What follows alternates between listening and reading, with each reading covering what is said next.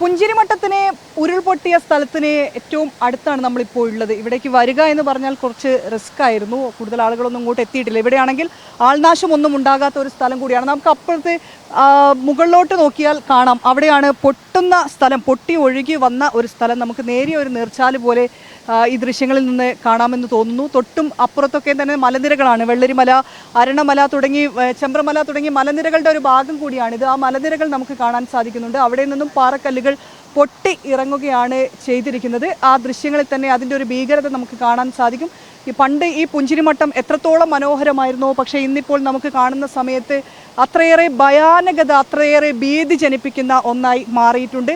ഇപ്പോൾ കാണുന്നത് ഇവിടെ ഒരു വെള്ളം ഇറങ്ങി, പുഞ്ചിരിമട്ടത്ത് നിന്ന് വെള്ളം ഇറങ്ങി ഇവിടേക്ക് എത്തുന്നു. ഈ കാണുന്ന ഈ കുറച്ചുകൂടെ ഇപ്പുറത്ത് വന്നാൽ അത് ഇടുങ്ങിയ ഒരു സ്ഥലമായി മാറിയിട്ടുണ്ട്. അതായത് പാറക്കല്ലുകളും മറ്റും വന്ന് ഇടുങ്ങിയ ഒരു സ്ഥലമായി മാറിയിട്ടുണ്ട്. ഇവിടേക്ക് മണ്ണും പാറക്കല്ലും എല്ലാം തന്നെ അടിഞ്ഞു കൂടുകയും ചെയ്തിട്ടുണ്ട്. ഇതൊക്കെ നമ്മളിപ്പോൾ കാണുന്നതെല്ലാം തന്നെ ഈ ഒരു പക്ഷേ മരങ്ങളോ ഒരു സ്ഥലമാണ്.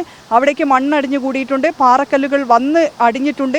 ഇവിടെ നിന്നാണ് നേരെ പുഞ്ചിരിമട്ടത്തുള്ള താഴെയുള്ള ജനവാസ കേന്ദ്രത്തിലേക്ക് ഉരുൾ പൊട്ടിയൊഴുകുകയും അത്രയും പേരെ കൊണ്ടുപോവുകയും ചെയ്തിരിക്കുന്നത്. മുണ്ടക്കൈയിലേക്കും ചൂരൽമലയിലേക്കുമെല്ലാം ഒഴുകിപ്പോയത് ഇവിടെ നിന്നാണ്. ഇതിന് തൊട്ടപ്പുറത്തൊരു ഫാം ഹൗസ് ഉണ്ട്. അവിടെയൊക്കെ ആളുകൾ, ഈ ഭാഗത്തുള്ള ആളുകൾ അവിടേക്ക് പോവുകയൊക്കെ ചെയ്യുന്ന ഒരു സ്ഥലം കൂടിയായിരുന്നു. പക്ഷേ ഇന്നിപ്പോൾ അതുമായിട്ടുള്ള ബന്ധം പൂർണ്ണമായും ഇല്ലാതായി. ഇപ്പോൾ കാണുന്നത് അപ്പുറത്തും ഇപ്പുറത്തും പോകാൻ ഒരു വഴി പോലും ഇല്ലാത്ത ഒരു സ്ഥലമാണ്.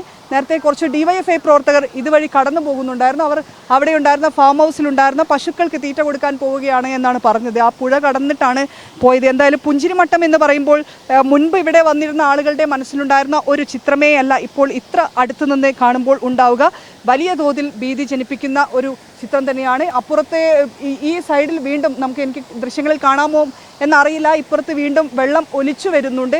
രണ്ട് ഭാഗത്തും മലനിരകൾ വീണ്ടും ഉണ്ട്. ഒരു പക്ഷേ അവിടെയുള്ള ആളുകളെയാണ് ആദ്യം ഒഴിപ്പിച്ചിരുന്നത്. ഒരു മഴ കനത്തതോടുകൂടെ തന്നെ അവിടെ ഉണ്ടായിരുന്ന ആളുകളെ, ആദിവാസി കോളനികൾ ഉൾപ്പെടെ ഉണ്ട്, ആ ഭാഗത്തുണ്ടായിരുന്ന ആളുകളെ ഒഴിപ്പിച്ചിരുന്നു. കാരണം അവിടെയാകാം ഉരുൾപൊട്ടുക. അത് ചെങ്കുത്തായ ഒരു മലയാണ്, അവിടെ ഉരുൾപൊട്ടിയേക്കാം എന്നുള്ളൊരു അടിസ്ഥാനത്തിൽ അവിടെയുള്ള ആളുകളെയും ഇതിന് തൊട്ട് താഴെ ഉണ്ടായിരുന്ന ആളുകളെയും എല്ലാം തന്നെ മാറ്റുകയും ചെയ്തിട്ടുണ്ടായിരുന്നു. എന്തായാലും ഇത് നമ്മളിപ്പോൾ കാണുന്ന ദൃശ്യങ്ങൾ എന്ന് പറയുന്നത് പുഞ്ചിരിമട്ടത്തിൻ്റെ ഏറ്റവും അടുത്തു നിന്നുള്ള ദൃശ്യങ്ങളാണ്. ആ ദൃശ്യങ്ങളിൽ തന്നെ നമുക്ക് മനസ്സിലാകും ഈ ദുരന്തത്തിൻ്റെ വ്യാപ്തി എത്രയായിരുന്നു എന്ന്.